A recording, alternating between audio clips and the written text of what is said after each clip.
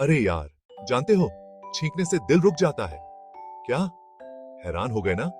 जब भी तुम छींकते हो, तुम्हारा दिल एक मिलीसेकंड के लिए रुक जाता है।